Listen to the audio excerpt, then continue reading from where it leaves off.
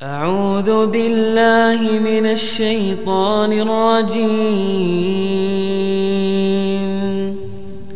بسم الله الرحمن الرحيم.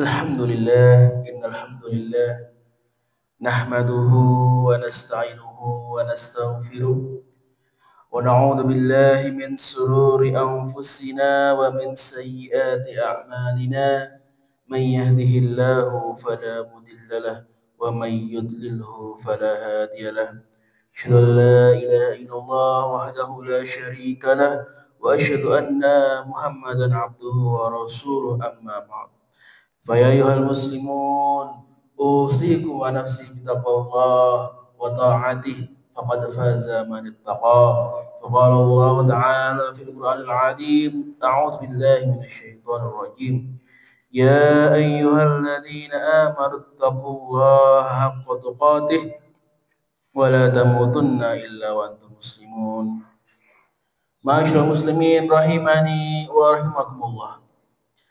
Segala puji marilah kita panjatkan kepada Allah Subhanahu wa taala, Rabb semesta alam yang senantiasa memerintahkan kepada kita untuk terus bertakwa kepadanya. Dan salah satu bentuk ketakwaan kita adalah dengan meningkatkan ibadah kita dan amaliyah kita.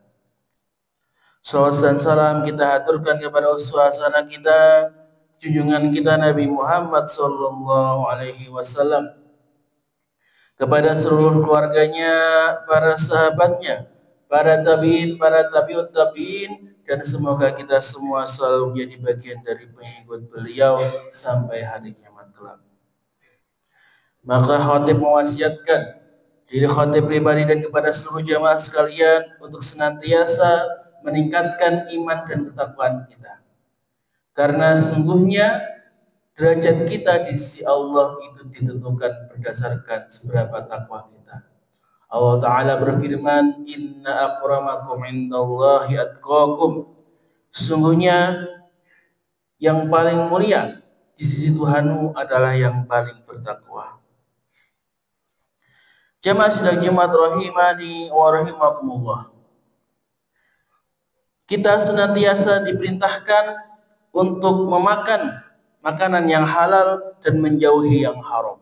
Sebagaimana doa yang diajarkan oleh Nabi sallallahu alaihi wasallam, Allahumma akfini bihalalika an haramika.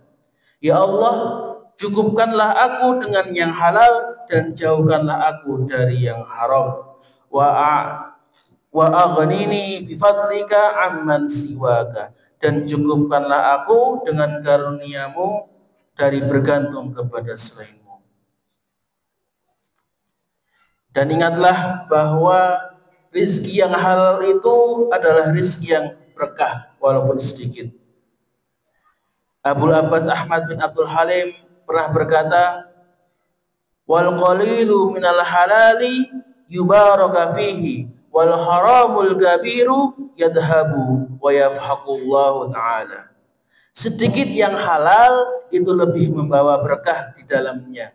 Sedangkan yang haram yang jumlahnya banyak itu hanya akan cepat hilang dan Allah akan menghancurkannya. Maka ketika kita mencari rezeki, ketika kita mencari nafkah, adalah kita memperhatikan dari mana asal harta yang kita dapatkan.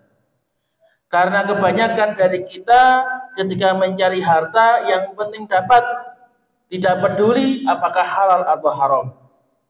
Dan Nabi SAW sudah memperingatkan, la ya'tina 'alan nasi zamanun, akan datang suatu zaman, la yubalil mar'u bima ahadul mal, di mana manusia tidak lagi peduli dari mana mereka mendapatkan hartanya, amin halalin amin haramin, apakah dari usaha yang halal atau dari usaha yang haram.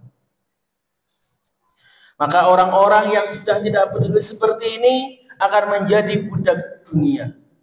Pokoknya yang penting dia mendapatkan dunia, yang penting mendapatkan harta dunia, tidak peduli dengan aturan yang ada.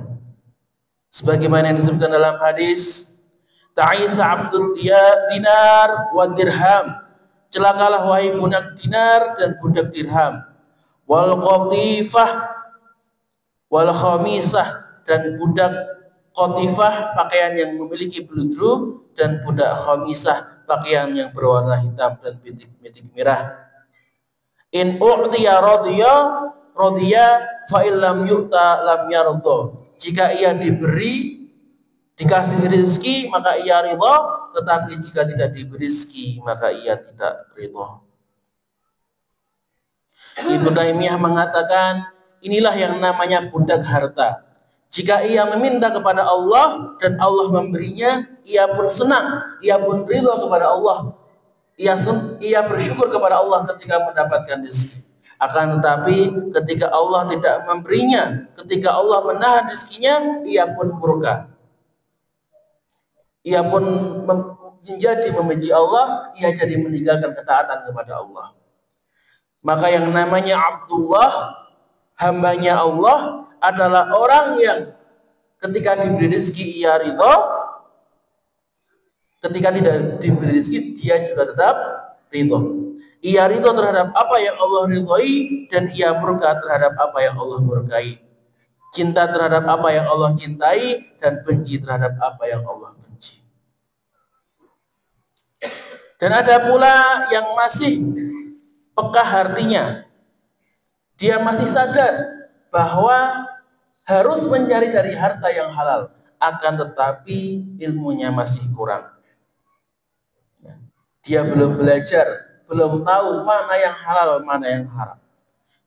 Maka yang kedua ini, Rasulullah memerintahkan hendaklah untuk belajar mengenai muamalah, mengenai bagaimana beraktivitas di dunia ini, bagaimana mencari rezeki, bagaimana membedakan yang halal dan yang haram.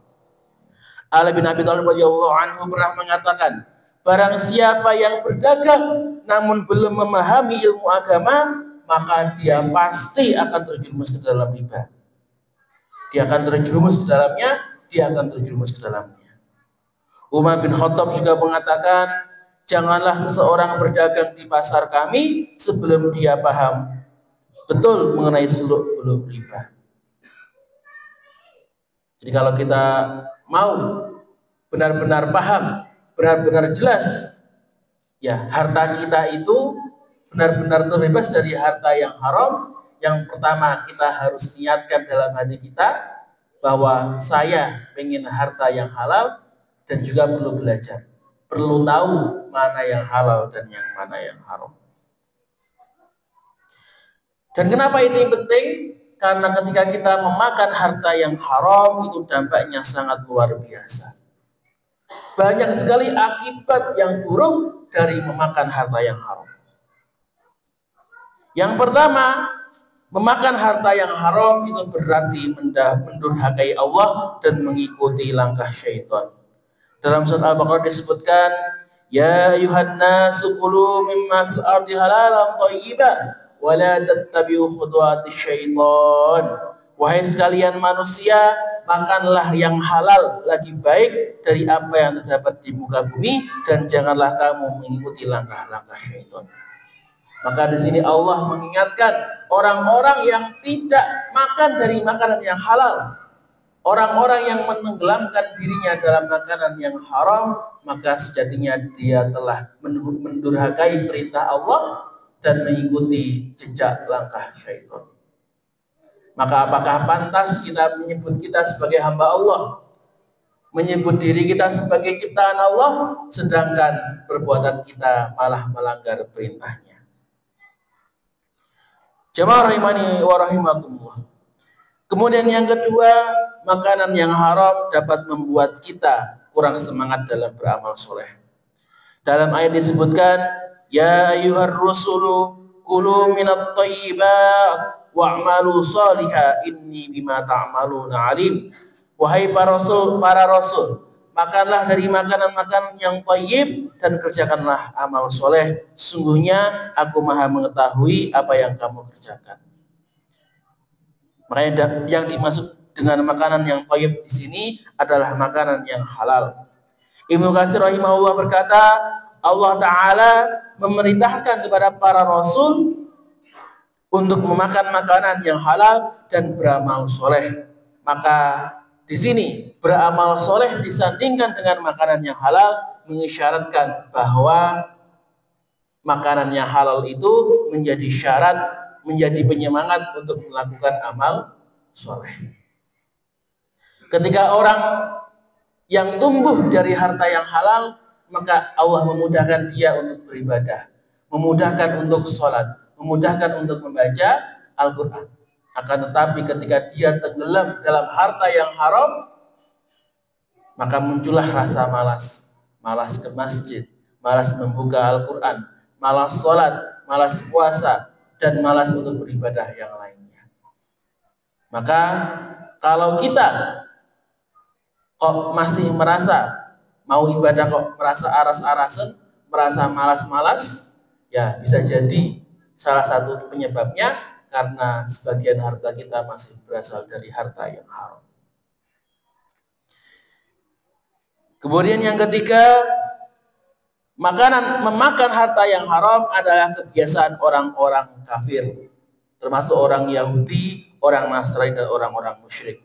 Sebagaimana yang dimasukkan dalam ayat dalam surat An-Nisa ayat 160 sampai 161, maka disebabkan kezaliman orang-orang Yahudi, kami haramkan atas memakan makanan yang baik-baik yang dahulunya dihalalkan bagi mereka. Dan karena mereka banyak menghalangi manusia dari jalan Allah, dan disebabkan mereka memakan riba, padahal sungguhnya mereka telah dilarang daripadanya. Dan karena mereka makan harta benda orang dengan jalan yang batil, kami telah menyediakan untuk orang-orang yang kafir di antara mereka siksa yang pedih. Maka di sini Allah mengingatkan kebiasaan orang-orang kafir zaman dahulu, yang di sini diwakilkan oleh orang-orang Yahudi. Mereka itu memakan makanan yang batil, ya, mengambil harta riba yang berasal dari merugikan orang lain. Maka Allah mengingatkan bagi orang-orang seperti ini yang masih memakan hartanya dari riba, dari kegiatan-kegiatan yang menzalimi orang lain, Allah sudah menyiapkan azab yang pedih bagi mereka semua. Jemaah sidang Jumat rahimani wa rahimakumullah. Kemudian yang keempat, badan yang tumbuh dari harta yang haram akan berhak disentuh api neraka. Sebagaimana nasihat Nabi SAW kepada Ka'ab, ya Ka'ab, innahu la yarbu lahmu nabatun min sahabin illa kanatin naru aula bihi. Wahai Ka'ab, sungguhnya daging badan yang tumbuh berkembang dari sesuatu yang haram itu akan berhak dibakar di dalam api neraka. Hadis riwayat Tirmidzi. Rasulullah dengan jelas menyebutkan bahwa tubuh kita, daging kita yang tumbuh karena makan makanan yang haram, tumbuh dari harta yang haram, maka di akhirat hanya api neraka yang pantas untuknya. Maka kalau kita tidak mau menyentuh api neraka yang panasnya itu 70 kali lipat lebih panas daripada api paling panas dunia ini, janganlah sekali-kali berani menyentuh apa yang Allah haramkan. Kemudian yang kelima, makanan yang haram itu membuat doa kita sulit dikabulkan. Mungkin banyak dari kita yang merasa, wah saya kok sudah berdoa, sudah lama meminta, tapi tidak pernah dikabulkan, tidak pernah diijabah oleh Allah Ta'ala. Bisa jadi karena tadi memakan makanan yang haram. Sebagaimana diriwayatkan dari Abu Hurairah radhiyallahu anhu, ia berkata, Rasulullah SAW bersabda, sesungguhnya Allah itu baik dan tidak menerima kecuali yang baik. Kemudian Rasulullah menyebutkan seorang yang berpergian, ya, rambutnya kusut dan berdebu, dan menengadah kedua tangannya ke langit, lantas berkata, wahai Rabbku, wahai Rabbku. Maka di sini orang ini sudah mengumpulkan empat sebab ijabahnya doa, yaitu dalam keadaan safar, dia meminta dalam keadaan membutuhkan, dia mengangkat tangannya ke langit, kemudian dia memanggil dengan panggilan ya Rob atau memuji Allah Ta'ala. Dan empat ini merupakan salah satu sebab terkumpulnya doa. Jadi dia mengumpulkan empat sebab ijabahnya doa. Tapi apa kata Rasulullah? Padahal makanannya haram, minumannya haram, pakaiannya haram, dan ia dikenyangkan dari yang haram. Bagaimana mungkin doanya bisa terkabul? Jadi karena hartanya dari harta yang haram, dia makan dari harta yang haram, dia minum dari yang haram, bahkan pakaiannya semuanya dari yang haram, maka yang haram ini menghalangi doanya dari diijabahi oleh Allah Ta'ala. Jadi kalau mungkin kita merasa doa kita kok tidak dijawab oleh Allah, permohonan kita tidak diterima oleh Allah, permintaan kita tidak dibalas oleh Allah, salah satunya karena ini, makanan yang haram, harta yang haram yang masih ada di dalam diri kita. Kemudian yang keenam, harta haram membuat kaum muslimin menjadi mundur dan hina. Dalam hadis disebutkan, jika kalian berjual beli dengan cara inah, yaitu cara riba, mengikuti ekor sapi, maksudnya sibuk dengan peternakan, ridho dengan bercocok tanam, sibuk dengan pertanian, dan meninggalkan jihad fisabilillah, maka Allah akan menguasakan kehinaan atas kalian. Allah tidak akan mencabutnya dari kalian hingga kalian kembali ke dalam agama kalian. Di sini Rasulullah menjanjikan bahwa ketika umat muslim itu sibuk dengan dunianya, sibuk dengan hewan ternaknya, sibuk dengan sawahnya, sibuk dengan hartanya, sibuk dengan pekerjaannya, sehingga tidak peduli lagi mana yang halal, mana yang haram, dan meninggalkan jihad, meninggalkan dakwah, meninggalkan agama, maka Allah akan menimpakan kehinaan kepada kita. Maka kalau kita melihat bagaimana kondisi umat Islam saat ini, yang kata Rasulullah seperti buih di lautan. Jumlah kita banyak, tapi tidak punya daya, tidak punya upaya, tidak punya kekuatan apa-apa. Salah satu sebabnya karena ini, banyak dari kita yang masih jauh dari agama. Banyak dari kita yang terlalu sibuk dengan dunianya, yang tidak memperhatikan mana halal, mana haram. Ya, kalau sudah seperti ini, seperti janji Rasulullah, Allah akan menghinakan kita, Allah akan merendahkan derajat kita. Dan yang terakhir, karena harta yang haram, banyak musibah dan bencana yang terjadi. Dari Ibnu Abbas radhiyallahu anhu, Rasulullah sallallahu alaihi wasallam bersabda, "Idza dhahara zina war riba fi qaryah." Apabila telah marak perzinaan dan praktek ribawi di suatu negeri, faqad ahallu bi anfusihim adzaballah, maka sungguh penduduk negeri tersebut telah menghalalkan diri mereka untuk diadab oleh Allah Ta'ala. Ketika kemaksiatan sudah merajalela, ketika yang haram dianggap sebagai sesuatu yang biasa, ketika maksiat itu menjadi sebuah kelaziman, maka itu sudah membuka pintu azab, itu membuka pintu bencana bagi kita semua. Maka ketika kita lihat bagaimana di negeri kita ini banyak bencana yang terjadi, banyak musibah yang terjadi, baik musibah alam, banyak ada banjir, gunung meletus, gempa bumi, ataupun musibah-musibah sosial, ya, di mana banyak kerusuhan yang sekarang sedang terjadi, bisa jadi salah satu penyebabnya adalah kelalaian kita, adalah kesesatan kita, adalah karena kita sudah terlalu terjerumus kepada kemaksiatan, karena kita sudah terlalu terjerumus ke dalam dunia, kita meninggalkan yang halal dan bergelimang dengan harta yang haram. Maka jamaah sidang Jumat rahimani wa rahimakumullah. Maka ketika kita melihat tadi ada 7 dampak yang sangat buruk, akibat yang sangat buruk bagi kita ketika kita memakan, ketika kita mengkonsumsi harta yang haram. Maka semoga ini bisa menjadi motivasi kita, ini bisa menjadi pengingat kita supaya menjaga diri kita, menjaga keluarga kita, menjaga harta kita agar terbebas dari unsur-unsur yang haram.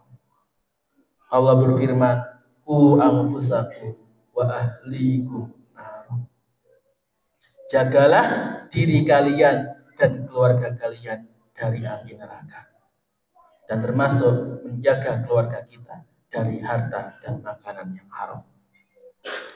Aqulu qouli hadza barakallahu li wa lakum fil Qur'anil 'azim wa nafa'ani wa iyyakum minal ayati wa dzikril hakim wa taqabbal minni tilawatahu innahu huwal ghafurur rahim.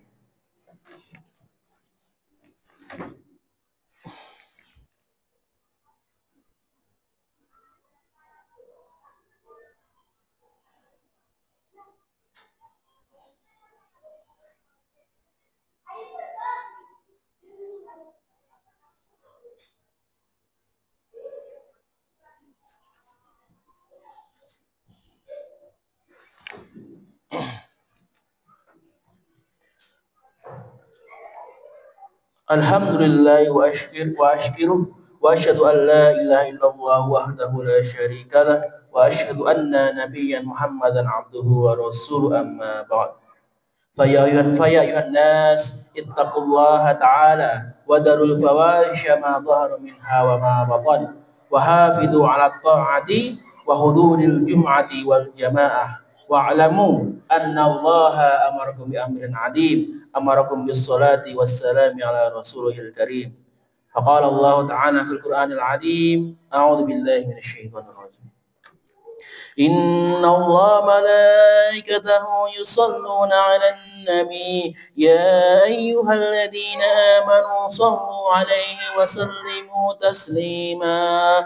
Allahumma shalli 'ala Muhammad wa 'ala ali Muhammad kama shallaita 'ala Ibrahim wa 'ala ali Ibrahim innaka Hamidum Majid. Allahumma ighfir lil muslimina wal muslimat wal mu'minina wal mu'minat al ahya'i minhum wal amwat innaka sami'un qaribun mujibud da'wat ya qadiyal hajat. Allahumma ansuril mustad'afina minal mu'minina wal muslimina fil Filistin wa fi masyarikiha wa fi magharibiha wa kun lahum waliyan wa nasira wa mu'inan wa dhahira. Allahumma ansuril mujahidina fi sabilik وألف بين قلوبهم ووحد صفوفهم ووفهم لاتباع كتابك وسنة نبيك ويسر لهم أسباب النصر وفتح البيت المقدس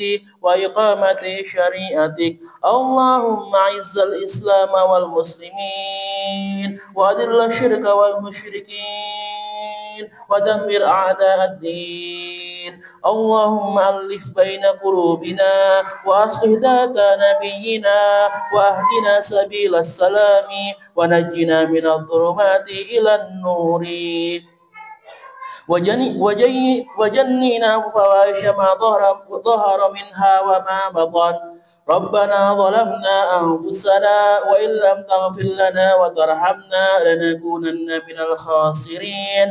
ربنا هب لنا من أزواجنا وذريتنا قرة أعين واجعلنا للمتقين إماما. اللهم إنا نسألك الهدى والتقى والعفاف والغنى.